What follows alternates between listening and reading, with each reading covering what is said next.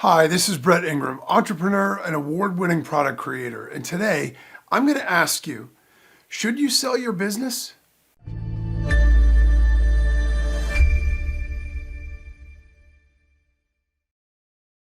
So, at first thought, you might think I'm actually crazy. I mean, Brett, have you lost your mind? Why would I sell my business? If I'm an entrepreneur and it's been my dream to be an entrepreneur, then what would ever possess me to want to actually sell my business, right? I mean, that just makes sense because it's what you're doing. But maybe you don't actually want to sell it. Maybe you do. But here's why it's important to at least consider it. Now, first off, when I say business, what I really mean is any business asset. So, for example, my business technically has many assets. I've got websites, I've got software, I have stuff like that. So maybe it's not about selling the whole company itself, but rather about divesting some assets, selling some things off. By doing that, you create a totally different perspective and it opens up an entire new realm of thought. So I had a customer someone who bought actually a software package from me that came with some training and some coaching. And the idea was it was going to show him how to build it into a successful online business. So it was basically like an idea where all of this stuff was done for you in terms of the information was laid out and the software was there. You had to follow the steps, you had to do the work, and you had to put it all together. And we had a lot of Q&A sessions, and we had a lot of training and support and things like that. And I had a hunch that he was actually going to be successful with it because I could tell that he was committed. He asked a lot of questions. In his own words, he asked so many questions to make himself annoying. But in all reality, he wasn't annoying. I was actually really excited because I knew if he was that invested and cared enough to ask all those questions, that the odds that he was going to be successful with it were far higher. And, the way he looked at it is, look, I spent the money to get this stuff. And so I'm going to be determined to spend the time and do whatever it takes to make this thing work. And to his credit, he took it and he ran with it. He ended up creating 3 successful websites from it that were all profitable. They were all generating leads. They were all making money. And the reason that I know this is because after we broke off from all the coaching, I didn't hear from him for a little while. And then I was at a live event in Florida for our industry at a conference. And this big guy with an Aussie accent comes up to me with a huge smile on his face. And he's like, "Oh, Brett, I'm so excited to finally meet you." He said, I got to tell you something. And I'm like, "Oh, okay, what?" And he's like, I'm Walt, I bought that thing from you. Like, we were talking online, it was months ago now, but I'm like, "Oh yeah, of course, I remember." You know what I mean? Like, you asked all those questions and you were doing the thing. And he said to me, well, I just had to come up and introduce myself because I had to tell you that you're responsible for making my first $100,000 in business. And I looked at him and I said, "What? I'm not responsible for anything." And he said, you know that software and the training thing?" He's like, "Well, I built it, and I built it into 3 different sites, and then I combined them in a package and I sold it off for $100K. He's like, "So you actually helped me make my first $100K online." I'm like, "Well, Walt, I'm really flattered by that, but I didn't actually help you. I gave you the tools, but you did the work. You ran with it and you did it. So you get all the credit for actually following through." And I'm thinking to myself, how many other people are out there that could have had the same experience that he did, but they just didn't do it. They didn't follow through. So the point is, this guy took something, he ran with it, he built it. And what he realized is if he cashed out, if he sold it, then it creates a whole new dynamic for him. So by selling them off and cashing out, he actually gained the experience of going through the entrepreneurial process of building something from scratch to a profitable level, to a level where he could sell it to somebody else who'd want to buy it and take it to another level. And he also generated a bunch of capital that now he could use to pursue whatever new venture he wanted.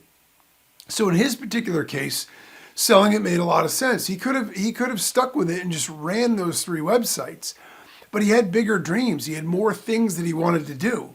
And oftentimes as entrepreneurs, when we're doing what we're doing, we get so siloed, we get so focused on the day-to-day that we don't pick our head up enough to ask really critical questions of ourselves and illuminating questions of ourselves to figure out where we really want to go. We sort of start going down a path. That's the path we're on, so we just stay on that path and we never reevaluate.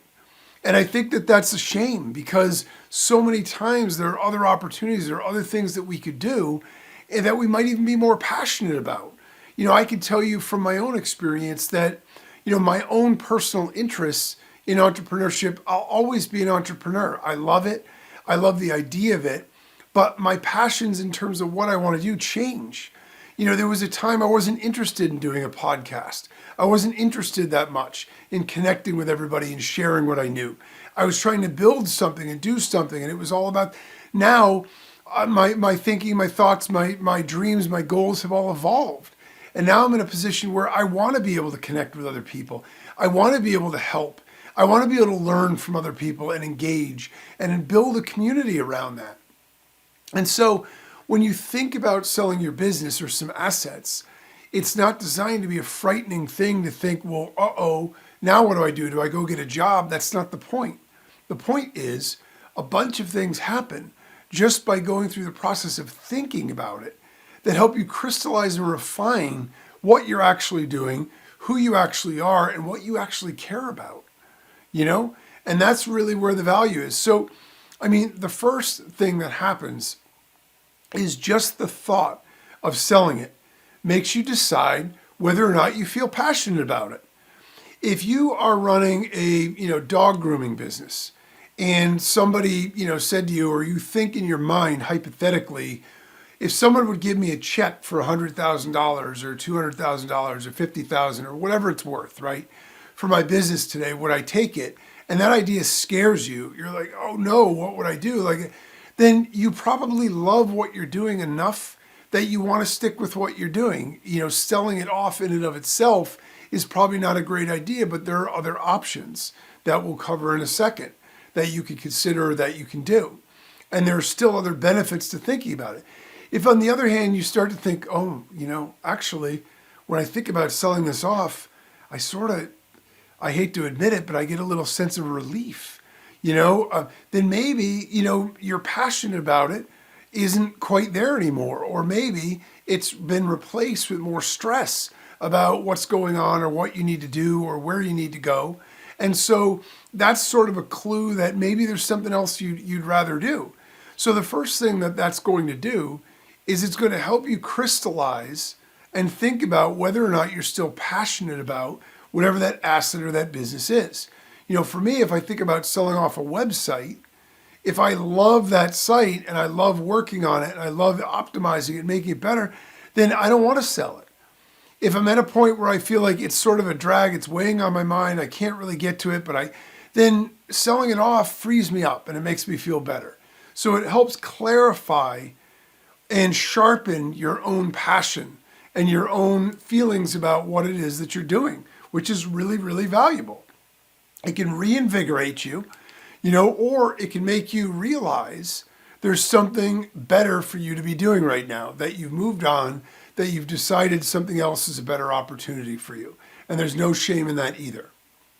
The second thing that it helps you do is it just thinking about selling it helps you maximize its value. Okay, when you start to go through the process of selling it, and you might say, well, even if I wanted to sell it, how do I do it? Well, if it's a website, it's actually really simple. There are online marketplaces like Flippa that you can just go to. You can list your website. It asks you a bunch of questions. You list all the stuff. You list the financials. And people will make bids. And the market will basically tell you what your site is worth because it's based on what people will bid for it. So you may get more than what you thought, you may get less. But what will happen is people will start to ask you questions about the business that will help you clarify and help you think like an investor. They'll ask you about, the dependability of the revenue stream, the customer base, the technology, all these other kinds of things that you may or may not think about on a daily basis. And they help you really crystallize and understand that as an investor, that's what these people are going to look for. So at the very least, it's going to make you aware of that. And at the best, you may find, I didn't realize this, but I answered no to all these questions that increase the value of my company or increase the value of my asset. So I need to go make some changes. Otherwise, this isn't going to be worth anything. I was listening to, I forget if it was a book or an audio book or something like that. And somebody was telling the story about a person who wanted to divest their business. They had built this business, and it was a labor-intensive business where this person was working in the business on a daily basis. They weren't just managing it. And they were actually making a decent amount of money. So they went out and they looked at what average multiples are in the industry, because basically the way businesses and assets sell is people look at what it would be worth or what it would generate in profit and sales over the course of a year. They look at the growth patterns, the industry, stuff like that, and they usually offer you a multiple of that. So if your business makes $100,000 in profit on the year, maybe you'll get, a $300,000 or a $500,000 offer, whatever it is. Well, this particular guy was thinking, I'm going to ride off into the sunset. I'm going to retire. I have a profitable business. I put a lot of effort into this. I made it work. And so it's going to be great. I'm going to do this, use that as my retirement nest egg. And so he went to sell the business. And when the investors started to look at things, yes, there was profitability, but the profit margin was low and the effort and the work was really high. So it required a tremendous amount of effort. And this guy was working a lot of hours in the business every week, and he wasn't counting any of that when he was valuing it. So ultimately what happened, and it's a sad story, but they all came back and said, your business isn't worth anything to us. All we'd be doing is buying a job. If we take over your business, we now need to work in it 60 to 80 hours a week. So we don't want it. And, that's a lesson that he didn't learn until he was in the twilight of his business career and was getting ready to retire. He wasn't quite ready, but he thought, geez, let's see what the valuation is. If it's even better than I thought, then maybe I'll retire early. And instead, what he found out is, I'm going to be doing this until, I run myself into the ground or until I make some changes that make it more profitable.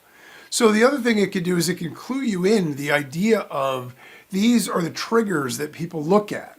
These are the levers that I can pull to make this firm or this asset more valuable.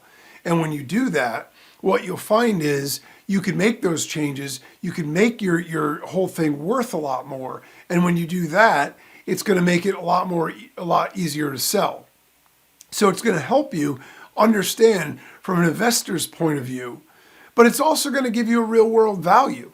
There's Flippa for like websites, but if you want to sell like a business, there are online marketplaces. All you have to do is search online for sell my business or whatever, and you'll find there are brokers and there are all these other things. I don't recommend running out and buying a broker and all that other stuff and paying them up front fees for doing nothing unless you're committed to selling it. But the point is, a lot of places will give you valuations for free or for low cost, and they'll let you know what information you need to get the valuation. So it will give you a very good sense of what you need to do.